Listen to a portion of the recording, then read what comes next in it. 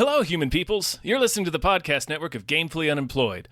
To support us and gain access to great exclusive podcasts like Fox Mulder is a Maniac, Tom and Jeff Watch Batman, Star Trek The Next Futurama, and our latest show, Spiel Boys, head over to patreon.com/gamefullyunemployed. We do game streaming, movie nights with our patrons every Friday night, and you can even commission your own podcast about anything you want. Literally anything, within reason, and we have to do it. You are quite frankly out of excuses not to go visit patreon.com/gamefullyunemployed. That's patreon.com/GAMEFULLY unemployed, which is spelled like it sounds.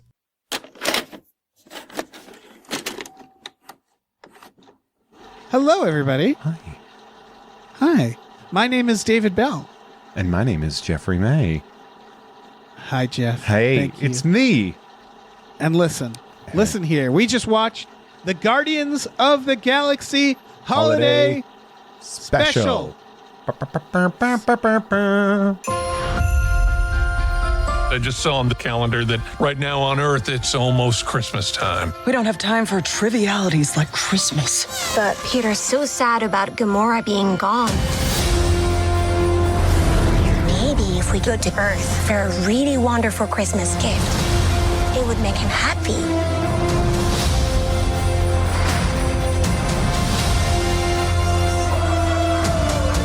Something special he will never forget. What about someone special? We're looking for the legendary Kevin Bacon. We're looking for the legendary Kevin Bacon. I just said that, Drax. But your voice is small and mousy. I think maybe he didn't hear you. You're coming with us. We did. We did see that. I'm very excited we got to do this. I was desperate to do this episode with you. Really? Yes. Okay, so first of all, thank you for being on. Yeah. Tom's out. We're winding down the end of the year, but there'll still be like we just watched, and there'll still be specials and stuff. But Tom is currently out visiting family. And I like the Fablemans came out this weekend. I was like, man, I feel like that's something Tom might want to be involved in. He does have a show about it. And then I realized, fuck, this had dropped. Yeah. Thank you so much again for being on. Do you want to, at the top of this, do you want to tell people like where they can find you? What's going on? So for those of you that don't know me, I'm a Christmas simp. I love me some Christmas. I went on record very early on as saying Guardians of the Galaxy was going to be one of the best Marvel movies of all time. That is on recording. I'm a big fan of both of those. But if you don't know me, I'm a big old professional nerd. I work at a lot of comic book conventions. I have a podcast called Jeff Has Cool Friends, which is at patreon.com/JeffMay, as well as free everywhere else. But I do that. You might know me from Unpopular Opinion. You don't even like sports, a sports podcast about how you don't even like sports. And then, Tom and Jeff Watch Batman. If you're here, right. You must know that. You must. You have to. And I used to be a teacher. I used to teach a lot of cultural history stuff. And so I know a lot about Christmas. Right. All right. I'm really happy to hear what you said about Guardians of the Galaxy, because I've talked about, I think, like the Black Panther stuff. I think that's the highest quality Marvel personally, but I will say Guardians of the Galaxy is probably the most fun I have with Marvel, and the most like I feel like this is what Marvel should always be, because I think it's just the strongest version of Marvel. Yeah.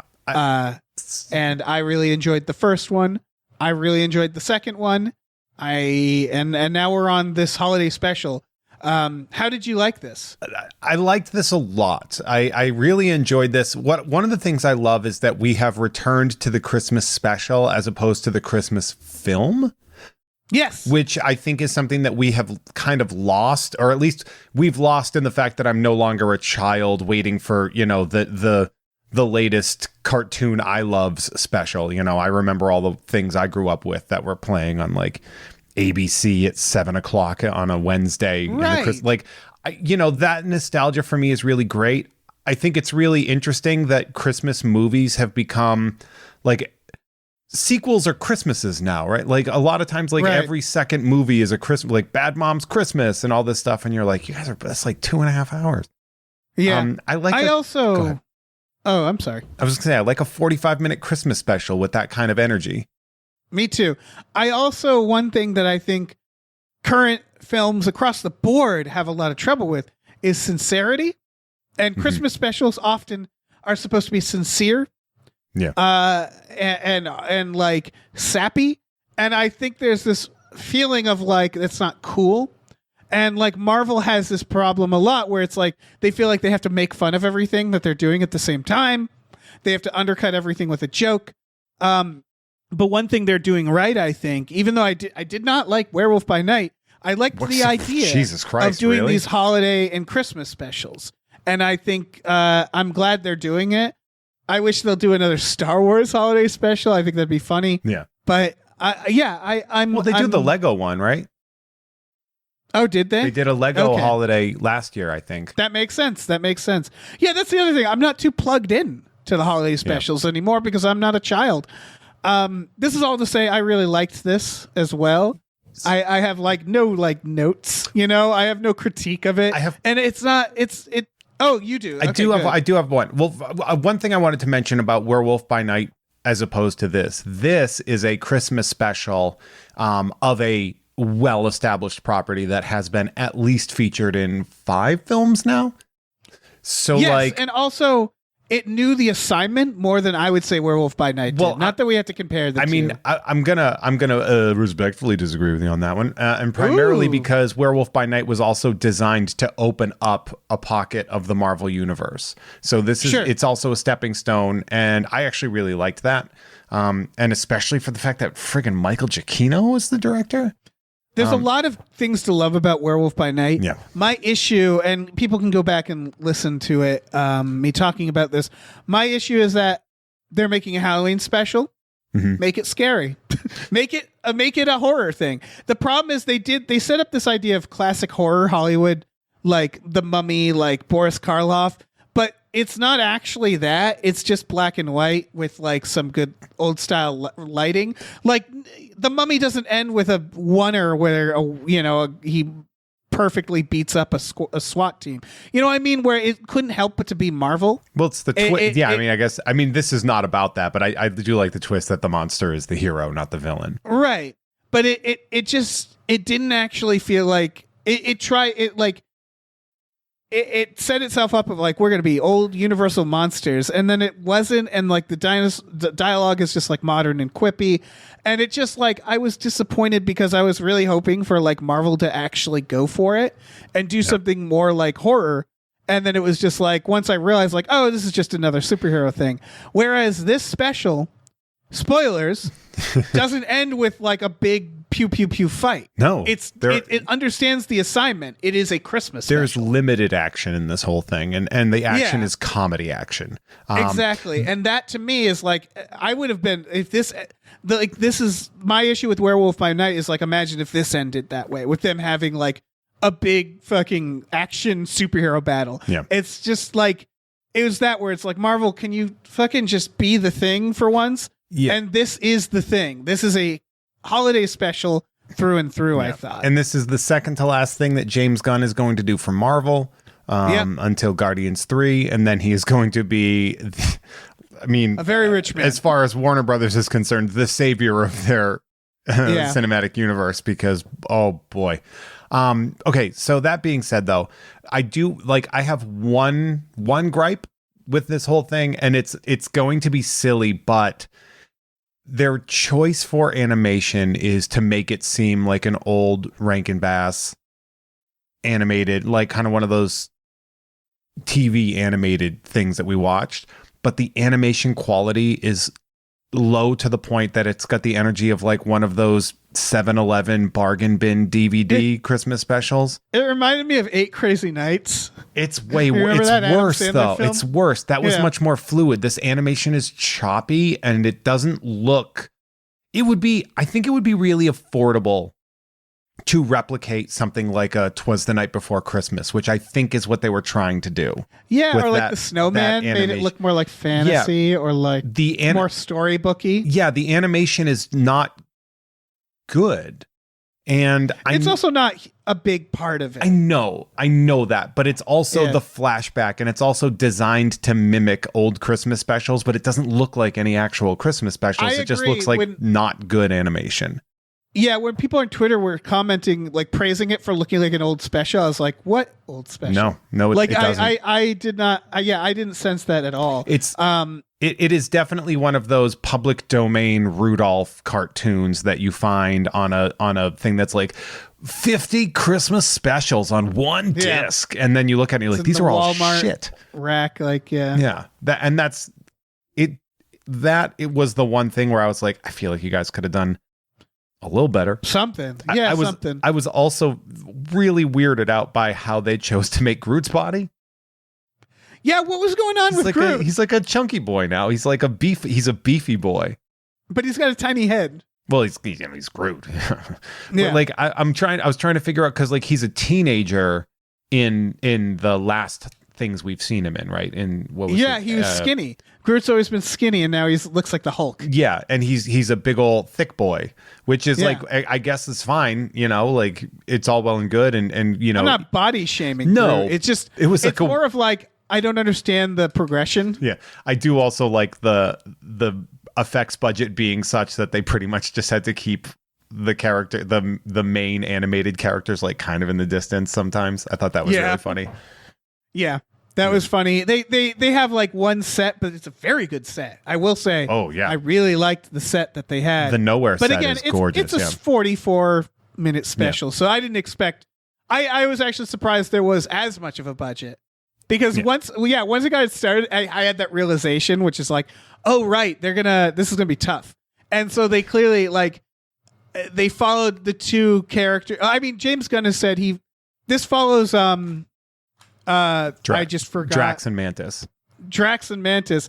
Because he said, I feel like they got sidelined in the film, the second one, and he's right. Yeah. I also think Drax. Well, this is a conversation because I actually don't know how involved he is in this. It felt like the first time enjoying Guardians of the Galaxy since 2.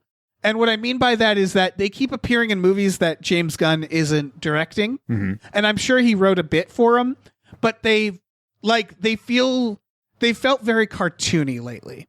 They're the comedy pocket of Marvel. Exactly. And I think when they're done by other people, it was really noticeable sometimes. Like Peter Quill has been kind of an annoying character in Avengers and stuff like that. Like obviously Infinity people War? were mad at him. Yeah. Well, people were obviously mad at him for what he did with the Thanos thing. And I guess what I'm saying is that this is the first time since 2 that I'm like, oh yeah, I like Peter Quill. I think I like him. Wasn't James Gunn involved in that? No, that's what I'm saying. Is I think he probably was. No, he was. I think it's more cooks in the kitchen and stuff where it's like it's nice to see his more singular vision of these characters. I think Drax got really cartoony in Infinity War and stuff. The problem with Drax is that Drax has one note. And that, and we saw a lot of that because there is a lot of the people that see themselves in Drax, and of course, many people that are on the spectrum have related to Drax as being somebody that interprets things in a certain way, and that's great. But then it became this very specific note that I think even Dave Bautista is kind of over. Yeah, where it's where he was like eating the chips and being like, I stay very still that I'm invisible. And I'm like, what are you, a fucking cartoon character now? Yeah. Like stuff like that where it's like the sitcom thing where characters, as the seasons progress, just become caricatures. Yeah.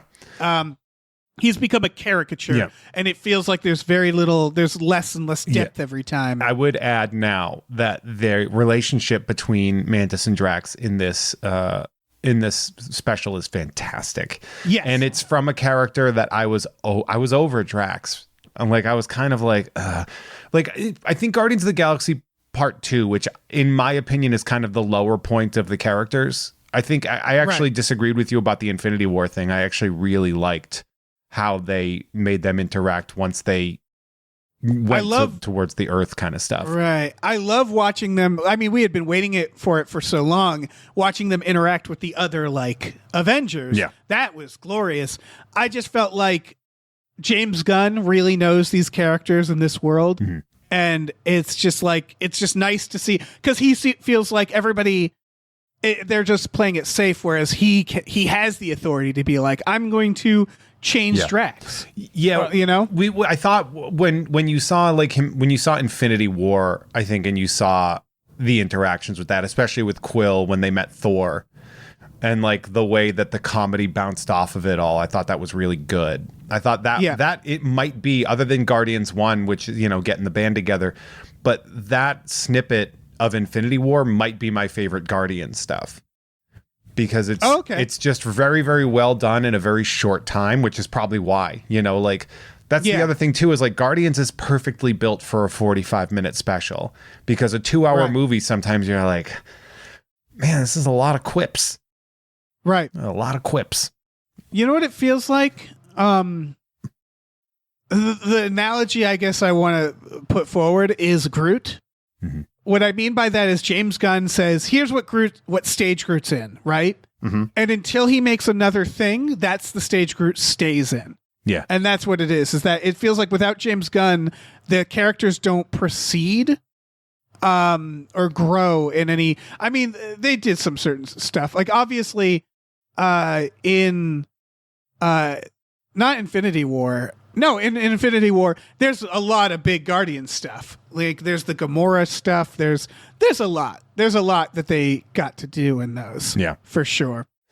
But yeah, you know what I'm saying. But you're right. Is that I'm probably being a little hard on it.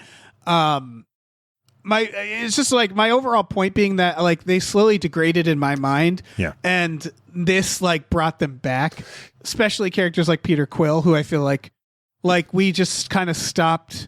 He kind of stopped being charming, and like they all kind of became caricatures. So it's just nice to see this. I feel like that kind of has something to do with the fact that Chris Pratt, like America, kind of got over him. Yeah, and we so certainly like now, did, like and that didn't help. Yeah, like we're like, oh, it's like seeing James Woods in a movie now, and you're like, he's good at what he does, but I'm going to put it this way. Chris Pratt has his problems, but I do not consider him to be like he's James Woods. Yeah. No, for sure. But yeah, like it does seem he's like tried to like redo his image a little bit, but there's certain things where he's America has smoked the whole pack of Chris Pratt, and they kind of got over it a little bit. So I think that might have something to do with it as well. But as Quill and as these characters go, like this is fun. It's very fun. There is everything about this special is predictable in a good way. Yeah. There are no surprises. I guess the only real surprise is that there's not a big fight. Exactly. And again, they understood the assignment. And that's what I love that's the thing, is that like the thing that I also like about James Gunn specifically is he has so much sway that he can shape Marvel. Whereas he's one of other the things you feel like they're still forced to do certain things, they're still being pushed around. Whereas James Gunn can be like, I just want to make a Christmas special. Yeah. He's like Marvel. I was going to say, he's also not going full throttle in a certain direction the way that Taika did, where you got Ragnarok and you're like, oh, it's like a comedy with action in it as opposed to an action movie with comedy in it. This is incredibly refreshing. And then you saw Love and Thunder and you're like, why don't we pull it back a little bit? Why don't we Love and Thunder felt like much. I think with Love and Thunder the problem was that like you look at Thor Ragnarok and you see like Taika clearly knew where the beginning, middle, and end had to be because Marvel had told him. I think Love and Thunder, it's sort of like open-ended. We don't know if he's going to come back. Will Chris Hemsworth do the role? Asking Marvel like, what's the next stage? They're like, we're not sure. Like no one. It seems like it's all part of this weird purgatory where Marvel doesn't know what they're going to do. Yeah. And so Love and Thunder just felt like it was like real wheel spinny the way some of previous ones were. It was also a bit much. Like, it was wheel spinny, but also like it amped up the silliness factor to a point where like, I remember somebody saw Ragnarok and they didn't like it because, and I was blown away by that. And they had stated that was they didn't like the way it was taking Thor, like the direction that Thor would go, that Thor's not supposed to be the comedy character, that Thor is at his best when he is the straight man. And they're not wrong.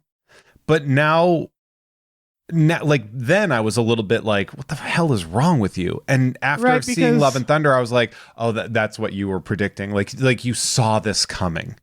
Right. It's the slowly becoming caricatures. Because I think what happened with Love and Thunder is they gave him so much control and then very little like, yeah, just do whatever. And I think Taika was like, all right, I'm just going to make a fucking comedy. Because I don't think there's no passion there.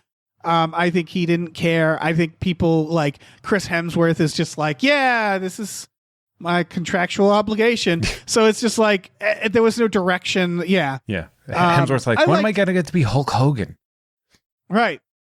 Yeah. So, shit, I forget what I was going with this, but yeah, there's definitely that problem. Yeah. Oh yeah.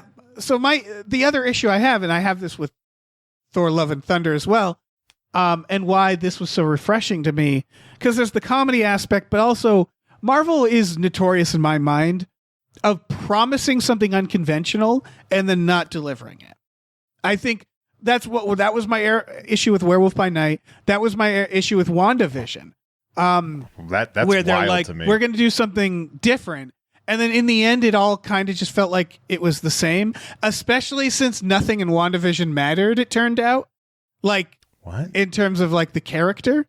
If you watch Multiverse? I feel like that more comes to like what was undone by what WandaVision did. Like, I that's feel what I mean is nothing mattered in the end. Yeah, like that's not WandaVision's fault.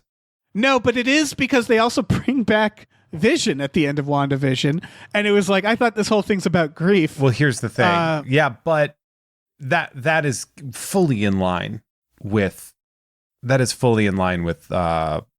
Marvel Comics, though. Like Vision, that happened to Vision. Yeah. See, this is the thing. I've said this before: is I don't think comics fully translate to film. Yeah, they don't. You have to change things. So, like with WandaVision, they set it up as like, we're going to explore like her grief and her anger and how she's becoming the bad guy. And they actually, the whole show, they explore this idea that Vision is trapped by her. And you think like, oh, in the end, they're going to fight each other. And then sure enough, they have to introduce like a new villain, and then they fight each other. And then they're like, it's okay because Vision's back. And it's just like, you're undercutting everything you promised. I felt like I would say the Gamora thing is more egregious than the Vision thing. Yeah, Gamora is bad where they're like, Gamora is literally like, they do that joke in Beer Fest where it's like, oh, it's good because there's another one of me. And they're like, oh, that's perfect. Yeah. Like they can't. So like going back to this, that's why this is. Yeah, it is one of the first times they're like, we're going to do a holiday special, and they did. And that is, I love that. I think we are certainly using this as the mirror that reflects Marvel, because this is Marvel is, much to the bemusement of my childhood self, Marvel is the most profitable IP right now. Marvel's fascinating. We've all talked about this in the past, and I'm sure a lot of people have shared that sentiment, but like, my mom knows who Groot is. Right. Back in the day, I was the only person that knew who Groot was in my town, probably, or whatever. Yeah. Like, it's such an open and expanded existence from something that was, to the point, and obviously comics in the 90s and people were buying them, but it was a very niche form of entertainment. And to now see how it's influenced film is crazy to me. And so now when we get the Guardians Christmas special and we use this as a mirror to reflect what we've seen out of Marvel lately as being like really weird, but not always in a good way. They've left, like, for example, Vision being back. We haven't seen him since. No. He wasn't in Multiverse, or like, that big fucking the giant ripping out of the earth that now they just don't mention. That to me, I'm like, no. That would have cataclysmic environmental. That thing out of Eternals of something hatching out of the core of the earth. That the tectonic destruction alone is never addressed. Where that would have been like Avengers they talked about in phase 2, all they talk about is how the Avengers event in New York was such a disastrous thing. It was their 9/11. Right. And it's like, well, this is like a global 9/11 and they're just ignoring it.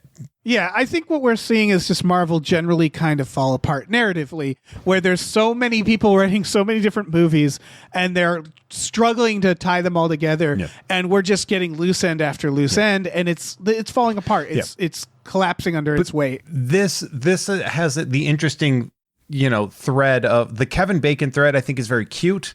I think it's a beautiful way to be like, I guess it's like it couldn't have been another thing. Like this Christmas special couldn't have been another thing because Christmas is an Earth holiday. So like it's like, all right, so Quill, it's Quill and his relationship with Earth. Okay, well, what does Quill talk about? What did he talk about 8 years ago? Yeah. I want to focus on the positivity of this because I feel like we've been analyzing Marvel. Yeah, and we've been shitting on Marvel instead of talking about how much we like this special. Yeah. So for just quickly describing what this is, it's a flashback to Quill, like with Yondu and like him being told, don't celebrate the holidays. This is silly. I hate Christmas. And he shares this story about how he's never had a good Christmas. And then Drax and Mantis decide to give him a good Christmas. Okay. Mantis reveals that she is his sister. Quick correction. It's actually Sean Gunn's character that explains it. Okay. Quill never brings up Christmas. He just he's just kind of like living his life, not worrying about it. And it's other people talking about Christmas. Yeah, they're also doing something interesting that I read about, which is they're bridging a little bit, which we could talk about this all day. Is like this actually feels like required reading for the third Guardians, because I guess the dog Cosmo is going to be a bit in the third one. Yes. Sean Gunn is clearly like graduated into a bigger character, and I think that's all good. The dog is great. They're doing great with the dog. They're Cosmo's basically doing so great. Doug. It's Doug from Up. Yeah, and I don't care. Did you see? Because Cosmo's a great character, and I love that they brought Cosmo into the Marvel universe. Yeah, I think it's very funny. The voice of Cosmo is actually the young lady from Borat too. Oh, that's great. She's good for her. Because Cosmo is essentially Laika, like he's essentially like a Russian dog sent into space that was then granted this sentience, which is why he wears like cosmonaut, obviously, like. That's why his name is Cosmo.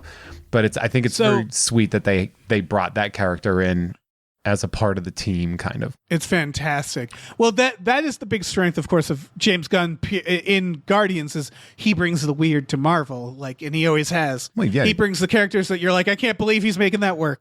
He did that in the Suicide Squad too. He did too. Yeah, that's James Gunn, I think, understands comic book movies more than I would argue anybody else doing them. And I know that's debatable, but I think he understands. So, all right, yeah, this is a deviation, but it's about this: is that Marvel and DC are not sci-fi; they're terrible sci-fi, right? Mm-hmm. They're the loosest sci-fi. They're practically fantasy. I would say except Guardians of the Galaxy. I think Guardians of the Galaxy was kind of really great sci-fi. I guess what I'm saying is they're sci-fi the way Star Wars is, which is that there's no rules. It's whatever the writers need. Sure. The multiverse doesn't make any sense. Like we're talking about, there's no they don't think about the practicalities of how do these things. Yeah, it's Star Wars, not 2001. Yes. And so yes, it's technically sci-fi for sure, but its strength isn't that. I would argue the strength of superhero in general is the characters, is thinking about how are their characters affected. And some of them do really well, some of them don't. Iron Man 3, for example, being like, oh, he has PTSD. Let's explore that. God, I like that movie. I can't stand when people hated it because the reason was like, it didn't have enough Iron Man as being Iron Man. No, it's perfect. I'm like, what are you talking about? It's a good movie. It's like, Action 101. You take away his suit. Yeah. Take away his suit. Hey, guys, what's the hero? Is it the armor or is it the man? Right. And that's a person. Shane Black just knows how to make an action comedy. Yeah. And we needed more of that. And I guess what I'm saying is, the Marvel movies that work the best are the ones who understand this is about the people.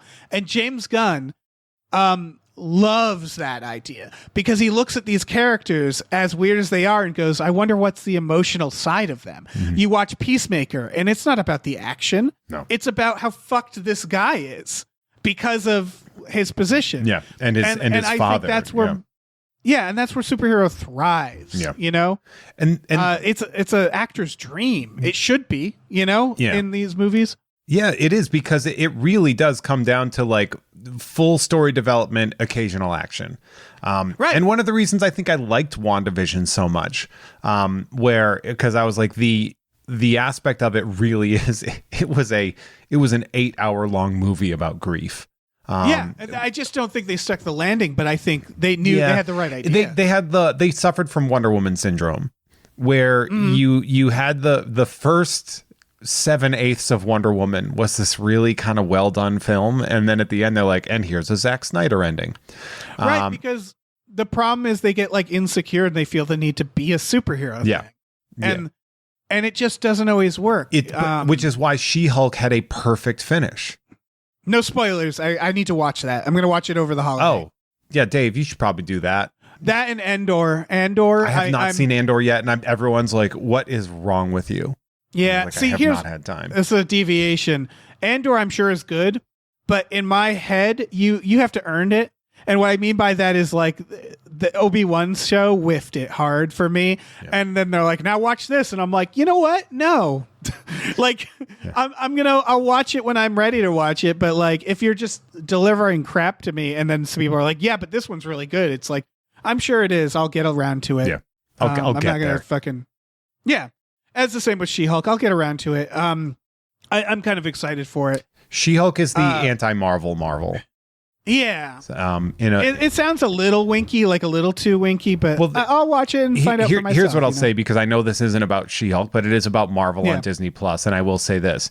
It is very reverential to John Byrne and Dan Slott.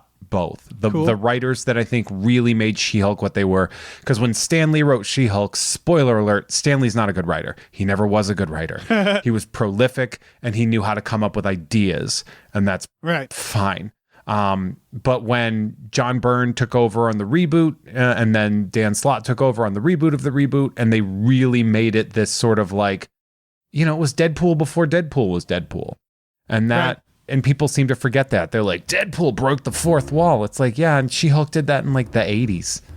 Right. Right, of course. Yeah. So, I want to watch it just because of fucking Daredevil. I think Daredevil might be my favorite Marvel character just because of the show. Yeah. And I know it's not going to be satisfying as the show is, but it'll be nice to see him again. Yeah, he's a great character, and I do like that, like, gritty. I like a character that gets the shit kicked out of him a lot. Like that. I was about to say, it's one of the things I think that Marvel really rubs me the wrong way is like, I feel like superhero movies, even superhero movies, they still have to, like, again, you take away Robert Downey Jr.'s suit. You give them an underdog position. Always. You have to. And it's hard to when you're Captain America, Yeah, when you talk about you're Superman. When you talk about streaming, when you talk about like Marvel streaming, like you have this. And then you look at something like the PTSD of Iron Man 3. I don't know why I said Iron Man 3. Of like The Punisher, and dealing with the problems that come when you come back from war, where you basically have like, what if Rambo existed in the Marvel Cinematic Universe, and how would he act? And then you see like the grief that comes through there, and then this is just like, and let's just have fun. Right. So going back to this, setting up that it's all about characters, I would argue the biggest fun in games of Marvel isn't the action sequences. I think the action sequences always tend to kind of bore me. The thing I'm always sitting there excited about is seeing characters collide. Right? When Infinity War happened, it was like, I can't fucking wait to see like Peter Quill interact with Iron Man, and the fun that can be had with these interactions. And I think that is always the promise of fun with Marvel, whether or not people realize it. It's seeing those mixing of characters that has been established. Because again, I think it's all about the people in their lives. And this does that. Because the moment I was in is when the realization comes of Drax and Mantis, they're going to go to Hollywood and walk around. And meet Kevin Bacon. Yeah. And it's like, fuck, yes. Because that's all about interaction and characters is you get to Crocodile Dundee it, and it's like that's fuck yeah, you know. It's also funny that James Gunn, like he's got favorites, and I just really like that he has people like he loves Flula Borg, so throw Flula in as a fucking bartender in a gay bar, and it's just like hell yeah, why not? He has people that he likes. And he knows he can play with them and they can have the most fun doing it. And he's like, and here, have some money. Right. So yeah, for people who haven't seen the special, basically they decide to get Kevin Bacon as a gift. Yes. And it's so perfect James Gunn because it's the combination of being wholesome and horrifying. Yeah. Where they are kidnapping a man because they don't know any better. Yes. And Mantis and Drax, it's pretty much them for the whole thing. They come to Earth. Gag after gag, they forget to put on their cloaking device. Yeah. And the reaction of people seeing a spaceship is perfect. Yeah, which is people are like, oh fuck. Yeah, because it's just trauma. They're traumatized. So it's just people crying at the sight of a spaceship. There's one woman, whoever that actor is that they hired, that's the woman looking up at it and just hysterically crying. I think is just perfect. Yep. So they land and then they sure enough, and again, like you said, there's no surprises here. They go in front of the Chinese theater with all the other costume people, and they make a fortune because people start taking pictures with them. They call Drax God of War, which I thought was really funny. And there's like these fun and games where it doesn't really matter. They go to a bar, they just get shit-faced. Okay. Because they can't figure out where Kevin Bacon is, and they think he's like the Emperor of Earth. Yeah. Because of the way Quill talks about him. There's something that is very funny to me, which is they obviously can't show a Transformer because of Paramount or whatever. So they put Psykill the GoBot in there. And one of the things that's one of my favorites, and I don't know why they went with him other than the fact that he just does stunts in general. They went with Daniel Bernard is the GoBot. And Daniel Bernard you've seen him, even if you don't know his name, you've seen him in a million things. He was an agent in The Matrix. He was in Atomic Blonde, Logan. He's the guy that Harley Quinn broke his legs in Birds of Prey. It's probably because he's a stuntman. He's the kickboxer from that one amazing episode of Barry. Did you watch? I haven't seen Barry. I have not. But I will. He's in everything and he's done a million things. And then they just have him because I was like, who played the GoBot? And I was like, Daniel. It was an interesting choice, and just like a super nice guy. I've hosted panels with him before, and he's just like this kind hunk. Good for him. Yeah. I'm sure there's a lot of cameos in this for this reason, where it's probably like James Gunn was like, we need a stuntman for this position technically because spoilers, Drax beats him up because the joke is a GoBot killed like his family or something. Yeah, which is his cousin. A GoBot killed his cousin, which was like from a canonical standpoint is hilarious that the GoBots are real, and then Tonka ended up like making toys of them. I think is very funny. That's very funny. Yeah.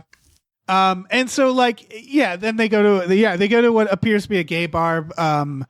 And they get trashed, and they realize like they are no closer to finding Kevin Bacon, and then they get, of course, a star map.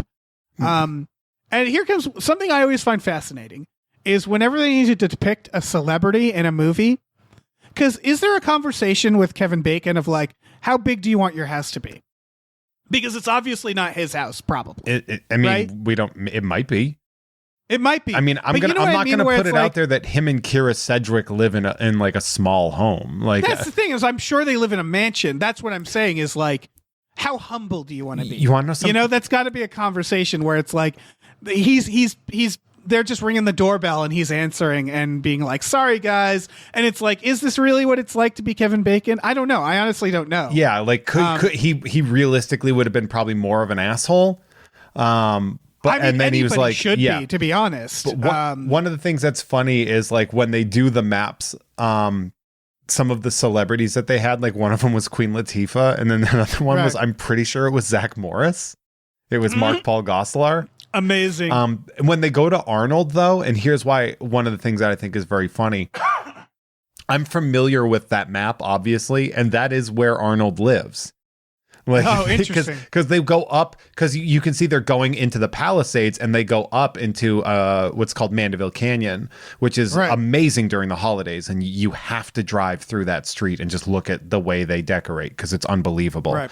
I always wonder about celebrity homes in general, because where I live in New England, or where I'm from in Massachusetts, there was actually like Jon Stewart has a house there. Yeah, Bon Jovi. Not to be lived proud out of this, there, but Bill Cosby has a house there. yeah. And I always wonder, like, do celebrities have their like celebrity home, and then do they have their like fuck off home? Well, they have their 'Cause travel they're rich home. enough, you know? Like the thing is, like I don't think Arnold Schwarzenegger's only home is there, but that's his home. Like that's where he lives. It's an estate that he lives in and goes to. And it's randomly, I found this information out from an Uber when I was an Uber driver, and and he was tailgating me, and his neighbor told me to flip him off, and that would get him to pull back, because I've heard multiple stories of Schwarzenegger driving and that being an issue. Dave, let me tell you, he was in a silver Bugatti. Yep. That I thought was like a Ferrari or something, because I was not that familiar with Bugatti culture. His oil changes cost more than my car.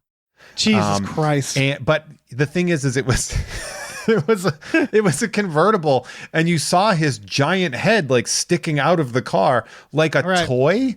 When you get a toy where like the head is bigger sticking out of the car. Right. And like that's what it looked like. A toy that Schwarzenegger would be. Yeah. Like a Terminator toy. And his neighbor was like, he drives like an asshole. Like, just flip him off and he'll back away. And I was like, all right. And I did it. And then, he did. But then we ended up going up by that area, and they were like, yeah, that's where he lives, right there. That's amazing. Oliver Stone lives up there too. But it was just a funny little like if you know, you're like, oh, they actually did show where Schwarzenegger lives on the map that before is very going interesting. there. Yeah. Because I'm sure, you just get a star map. Well, it's also Quill's father-in-law. Wait, what? It's Schwarzenegger? Yeah. That's Chris Pratt's father-in-law. Oh, Chris Pratt. Yeah. I was like, in Marvel? No, Quill? no, but it's a nice little nod that they put that in there. That is a nice little nod, yeah. So they tracked down Kevin Bacon, and again, it's like a flattering view. Like I just always wonder that conversation where it's like you're playing yourself.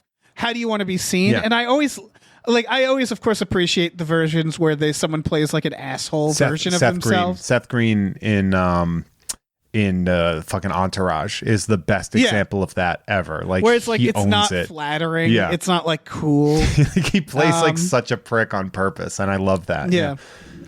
But in this one, Kevin Bacon is reasonable, is how I put it. He's like over he has it. boundaries. He's over it, but he's just like he does say like, I'm calling the cops now, you leave. Like he's like, get away, not cool, bye. It's very funny. One of the things that I think, because I've actually recently had this thought, and I'm glad that it was covered in this special, of when history looks back at our celebration of Christmas, it's going to be silly. In the same way that all religious holidays are silly.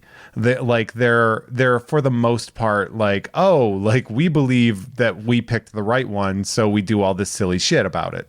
And I think that's very funny. So to see them react about it, and of course we see in the very beginning, something that we kind of glossed over is that the old 97s are playing an Alien band. And they were like, we found these Earth instruments, and we heard about Christmas, basically through the grapevine of, the game of telephone. And they play a song about Christmas that starts out great, and then as the details expand, it just sounds weirder and wronger. And Quill is like, no, that's not what it is, but it's also kind of what it is. Yeah, and also I think there's a great, like, probably the best part of that whole bit is it goes, you guys just got these instruments?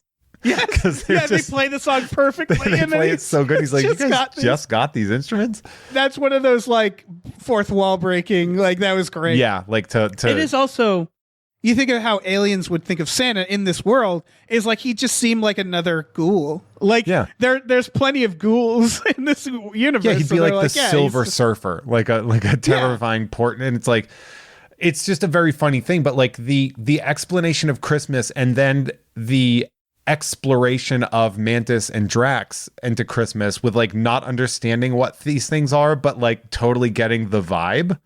and understanding it and loving it. So like Drax is obsessed with this elf that he calls his silly man or something like that. Yeah. And then she finds a candy cane and she's unsure if it's supposed to be a human. yeah, she keeps like, it's not a person, but later she's like, is it a person? And then so they're sort of processed through that, and they're using those props throughout the whole thing. But essentially, there's like a little chase scene where it kind of shows what a real human would be able to do against any superpowered Marvel character, which is you're fucked. Yeah, it's like a horror where Kevin Bacon is running from them because they broke into his house and they're chasing him, and then the cops get involved because he called the cops. And this is the one time I'm like, this is a realistic cops, because it's like a rich celebrity calling the cops. So they come in full force. Yes, and start firing immediately. Yeah, and they start, yes, they're like hands up, and then pretty much just lay into Drax, and they do a great bit where the bullets are just tickling him. Yeah, which is probably the most predictable joke of the whole shit thing, but that's also fine. It's still fun. Yeah. He flips a cop car. Again, they're doing and he's like having a ball doing it, by the way. Yeah. Like he's laughing his ass off when he flips the car, which I thought was very funny. And she's like, you can't just go killing people. And he's like, I can't follow the rules if I don't know the rules. Yeah. You have not set these boundaries. How can you expect me to maintain them? So good. And so basically they brainwash Kevin Bacon. Mantis used her power to make him want to come with them. She psychically roofies people. Yeah. And she does that to the Star Map lady. So she robs her. She's like, you'll give it to me for free. And then robs her on top of and also you will give me all your money. Yeah. This is what makes this work, and what James Gunn works with this stuff is he knows the line where it's like he's making something wholesome ultimately and family friendly, but he knows that it needs to kind of have teeth too. Yeah. Well, you have your fish out of water. And this time these fish out of water are your main characters, which is, I think, really fun. And to show like, oh yeah, like the only experience any of these characters would have, and no, they don't, because they never made it to Earth. Were they at Tony's funeral? They might. I think they might have been on Earth briefly, but the whole, like, this is the first time we've seen them interact with Earth. Yes, and it's very in a meaningful way. It's very fun. Yeah, because I was going to be like, they only know Wakanda, and I'm like, no, because they were on Titan. They weren't on Earth. So, I guess. Yeah, they fought on Earth at the end. In Endgame. Yeah, like I'm sure they might, but it seems like the way Quill and all of them treat it is they're like, Earth. Like they always just leave it whenever they can. They don't spend time there. It's a problem. It's like going to Florida.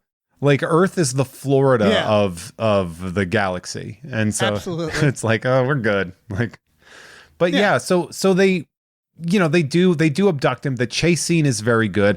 It stands to wit that it very well could be their house. Like, it's, you see it and you're like, oh, I could see that as being where they live. And it's funny because for sure, I always just wonder what the conversation is that leads to that stuff. They did get Kira Sedgwick to do the voice of Kira Sedgwick, which I thought was really fun. She calls him. So they grab a Come At You Christmas shit too from a store. Yeah, and so they decorate everything. And now it's Kevin Bacon in the ship under hypnosis, and they confront him as being like the leader of mankind and a hero. And he starts slowly explaining that he just played those. And I thought this was the most delightful thing for me. I thought they were going to do a thing where they didn't know what acting was. They were going to do like a galaxy quest. And instead they there's this pause. And then one of them goes, oh, he's an actor. And the joke instead is that they find acting to be disgusting. Yeah. They treat it like the lowliest form of job.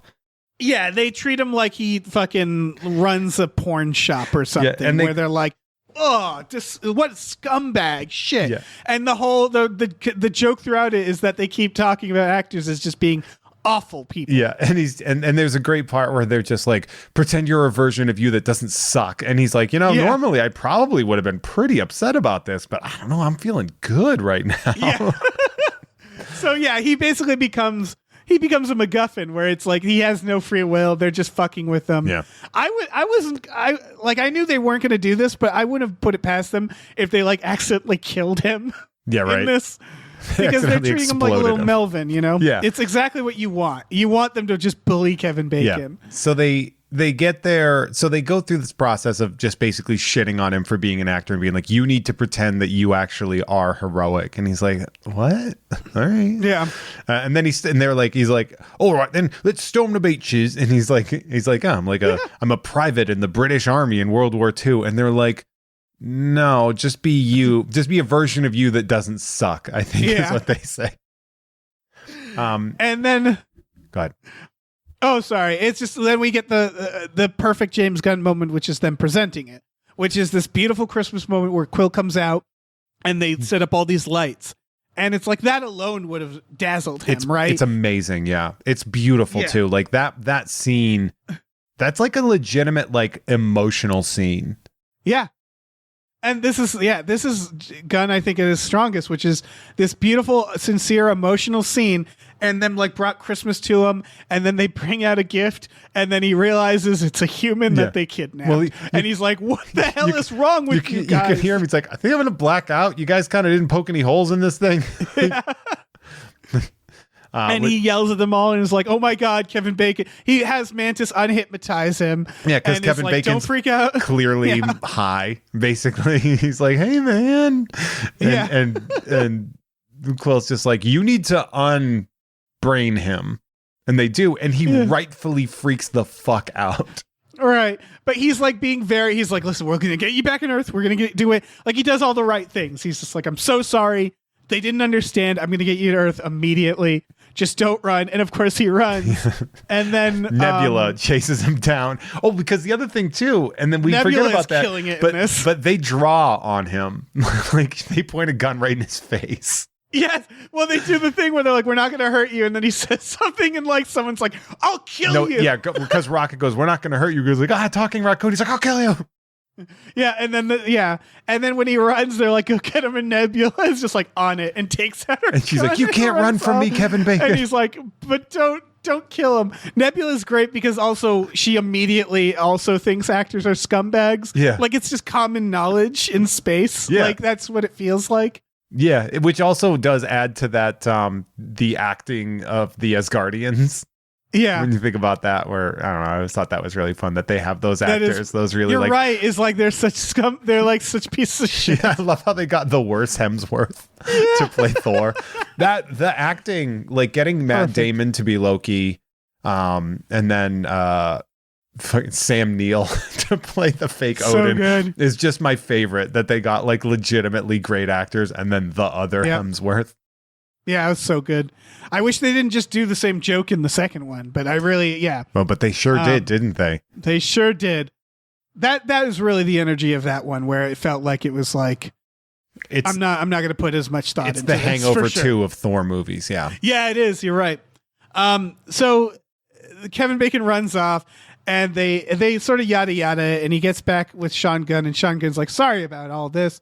You see, like, and he explains why they brought him in Quill. And then Kira Sedgwick calls and he's like, hey, honey, can I stay out just a little bit later? And he, and I feel like this was in Kevin Bacon's contract. He pulls some Bacon Band shit. Yep. He has to sing a song. And it's like, of course he does. Which is great. It's genuinely good. It's fun. And, he's what is it? The Bacon Boys? Bacon Brothers. The Bacon Brothers, I had a teacher who like played with them. Of course you did. Because it's all like folk rock shit. Yeah. I don't know. They're fine. It's important. What's important to note about the interaction with Sean Gunn's character too is that he's like, yeah, man. He's like, I get it. Like, this is freaky. It's just that, he told all this kid talked about was how great you were and that you saved this town with dancing. And then he saved the fucking galaxy by dancing because of you. Like, you inspired him. Like, if you hadn't done that, he would have never known how to fucking save the entire galaxy in the first Guardians of the Galaxy film. Like, that's a real thing that happened. And so that tying that back to the first movie. Yeah. Like having a callback that's 8 years old and being like, yeah, man, the world hasn't been destroyed because of this. Yep. Also, what they're doing right now is classic Christmas. They just framed it differently. This is the Grinch's heart expanding. Kevin Bacon wants to escape, and he has the holiday change of heart. Yeah. Where he says, you know what? I will help you guys. We will celebrate, even though you kidnapped me. So they do all the bits. The one thing we didn't set up is that Mantis is scared to tell Quill she's his sister because she thinks when he looks at me, he's going to see ego and he's not going to like me anymore. Yeah. And this is the other holiday thread, which is that at the end they celebrate and she reveals it and he says, that's the greatest gift of all. Yeah. And it's very sweet. There's speaking of Mantis, the other thing that we sort of glossed over is just how actually terrifying she would be, because she she runs like a bug when she's chasing down, like she like hops like a grasshopper at people, and that is she's a demon, fucking terrifying. Like when he's running, like because Drax is bounding, but she's like moving like an animal. Yeah, she's like a spider. Yeah, and like that, and obviously the action with her and the cops is good. She's very good. Palm is incredible. But then at the same time, like seeing her and like her interactions, like when you see her be kind of a people bug, that to me, like Drax is scary in that he's a big scary man, but like she's way scarier. Yeah, because she does she hypnotizes you. It's like she changes who you are, and she's like a bug. That is, by the way, the most strain on the CGI I saw is when she's jumping around like a bug, because they have to simulate a human who's doing CGI stuff, and you could sort of see it there where you're like, ooh, that's a little Blade. It's a little like Blade 2, yeah. Very much. Like as soon as you said that, I'm like, this has Blade 2 energy. Yeah. But I mean, I'm glad they did it for the reasons you're saying. Yeah. And so in classic Christmas, it also ends with her saying like, you know, we heard how your childhood was with Yondu, and he's like, oh, you didn't hear the end of that story. And the reveal, the bookend of this is that he was like, enough of that Christmas crap. But then he looked at the presents and saw that they gave him a gift. And so he leaves a gift for Quill.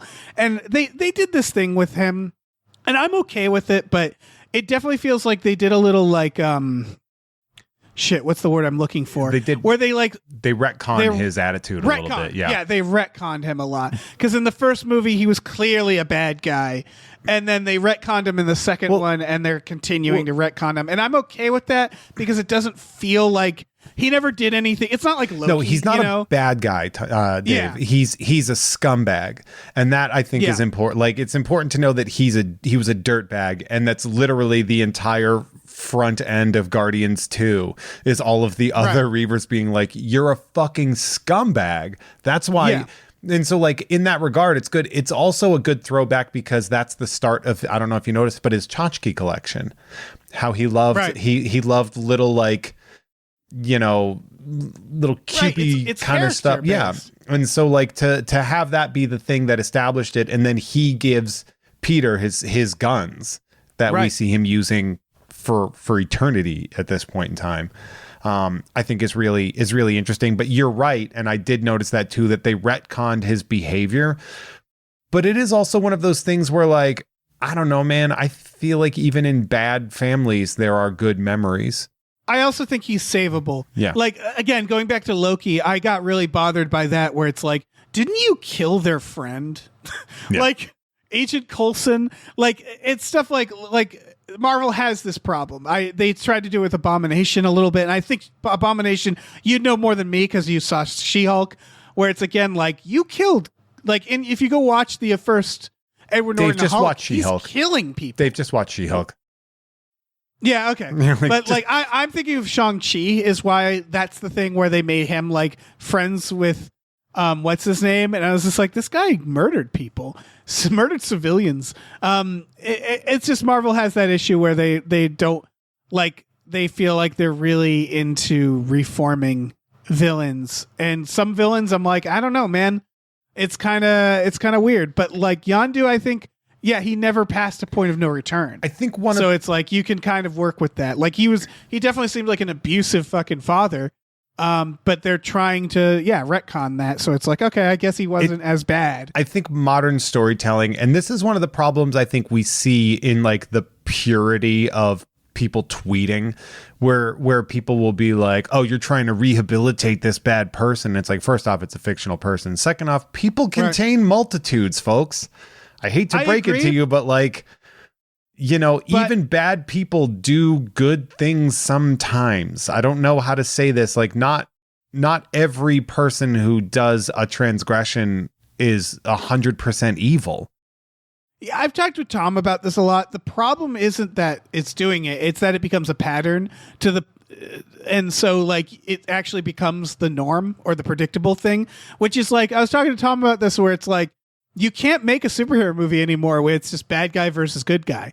Like they do this now all the time, where they're like the bad guy needs to be sympathetic or have a point, or it has to be subversive. It has to be like The Boys. And it's just funny how we go, and this isn't just superheroes, it's just how we go in these cycles. Yeah. Where we subvert it and then we subvert it again, and all of a sudden the subvertive thing is actually the non-subvertive thing you started with, where it's like we've hit that point with superheroes where I'm like, honestly, I kind of just want a bad guy. Yeah, I mean, like, it's not every day yeah. you don't always get a Palpatine.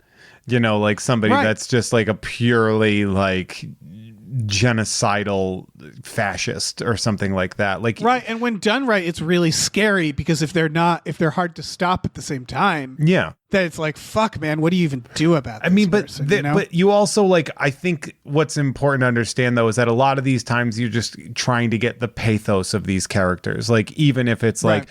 like Thanos is a bad person and it's like, oh, Thanos was right about this. It's like, yeah, but he could have also created more resources with the Infinity Gauntlet. Yeah. He didn't. No, he went Thanos to was wrong. He went to genocide. He was right in understanding what was happening and he took it out on people.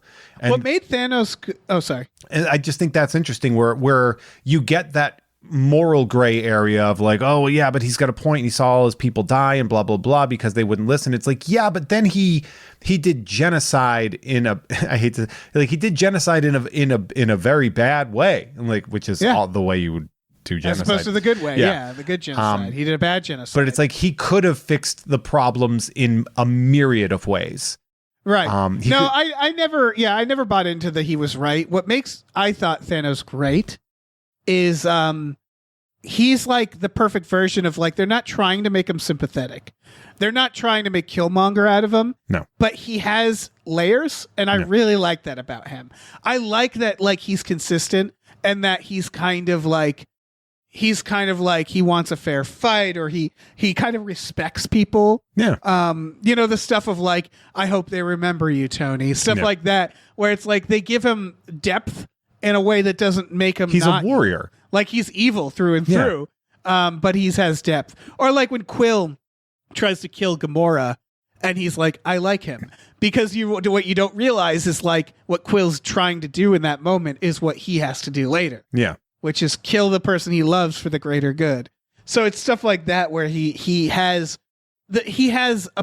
principles and he has a code, and that doesn't make him bad, or that doesn't make him good, but it makes him consistent in a way that's interesting. He would be like a Conan villain. Like he's a warrior, and he respects other warriors. It doesn't mean he's doing good things. No, and he almost reminds me of Kratos from God of War, where he's on this epic adventure that, but what he's doing is horrifying. I feel like like he is almost like the protagonist of his own story. Yeah. Like he has ups and downs. He makes sacrifices. Oh yeah, that's his. And then movie. you have Josh Brolin playing him, and you're like, this is a realized character. Yeah. The thing is Infinity War. That's Thanos' movie. Like it begins and ends with Thanos. Like it's his adventure. Yeah. One of the things that I think is really interesting about like the Marvel villain quote problem is that what we're doing is we're just spending more time looking at them. And so, they're giving you the understanding of like, here's why this person is bad now. And a lot of it does have to do with like trauma that they dealt with, or like the cruelties of the heroes. And by adding that gray to the, like, you're right in that we don't get just the very hard black and white, you know, one good guy, one bad guy on how they do it. Like, I think Loki was treated poorly, like in the sense that like they came in hard with how Loki is. Yeah. And then like later he's like cracking jokes with Thor and shit, you know? I think Green Goblin. And it felt like they liked the actor so much that they sort of like, they tried to speed up his rehabilitation. But that's Loki anyway. Like that's Sure. the thing about Loki is like his whole thing is like pranks. So like, I don't know, man. Like I guess you can rehabilitate a character like that pretty easily. In that specific regard. But yeah, like there's one of those. God, I said I do a think thing it's a and I good totally- instinct though, because again, it's all about people. These movies should always be about characters. The thing that always annoys me is like the ending of Black Panther where they have to fight, and I'm like, can't they just talk? Like everything feels like it's setting up that they talk, and then they don't talk. They fight. Yeah, that one is really like one of those things. I think a good example was like Ronan in the first Guardians of the Galaxy, or I guess Guardians of the Galaxy has a really good track record of villains. James Gunn. Where It's James Gunn. like Ronan is basically a terrorist, and he's James Gunn. Oh, sorry. And I was going to say he's a terrorist. He's a villain in the same way like the bad guy from Three Kings is a villain. Yeah. Where you're like, Yeah. oh, okay, well, your family was crushed by these people, so now you want to destroy them. That's all. Like we look at that like, oh, he's a bad guy, and it's like that's what America has been doing for centuries. Right. And it's not just with James Gunn. What makes it good is he also realizes that it's not just like he has the Shane Black sensibilities where action, it can't just be that they wail on each other. It has to be like there needs to be more to it. Like both like Guardians 2, there's a little bit of superhero stuff, but he adds like the bomb and you have to do this and that, and like it's an emotional sequence as well. And people are sacrificing themselves. Yeah. And also he's like, a genocidal villain. He understands that there's more to just them fighting. Although I will say I loved Peacemaker, but without spoiling it, he kind of reuses a trope with Peacemaker that he just did with Suicide Squad at the end. Like I felt like Peacemaker kind of didn't. It wasn't a strong Sticking the finish, landing I would say. perfectly is very hard. But Yeah. luckily, a lot of the enjoyment is about the journey we took along the way. Yeah, exactly. Peacemaker's great. You know, when you look at Ego, that character was very much a kid with a magnifying glass over an ant farm. You know, he does whatever he wants to do in order to fulfill whatever twisted need he has, which I think is another thing that people, you know, like Ego was one of these things where he's just like, oh yeah, I fucking destroyed all these planets. Like I liked Ego because they didn't try to make him that sympathetic. He was just evil. he's just like but he doesn't even he doesn't realize he's evil. Yeah. He's just like, man, He's too it is powerful to realize it's it. Yeah. so wild that I had to kill your mother. Isn't that weird? Yeah. And Quill's like, what? And he's like, yeah, it's weird that I did that, right? Like, oh my God, it's like such a silly thing to do, right? And that's actually, I think, even more terrifying. The villain that doesn't even know he's the villain, he's just doing awful shit, which I guess is kind of how Drax was to the Earthlings, right? In this, like he just bounded through terror. He fought cops. So I guess he's the hero. I was gonna say I'm not losing sleep over it. Not they fire on him immediately. Not the LAPD. Yeah. Oh no. But this is a very, very good use of 45 minutes. It's exactly the length of an hour-long Christmas special with commercials. Yep. So like they nailed it. Yeah, you could just find an act break and then just YouTube some commercials real quick and you'll get the full experience.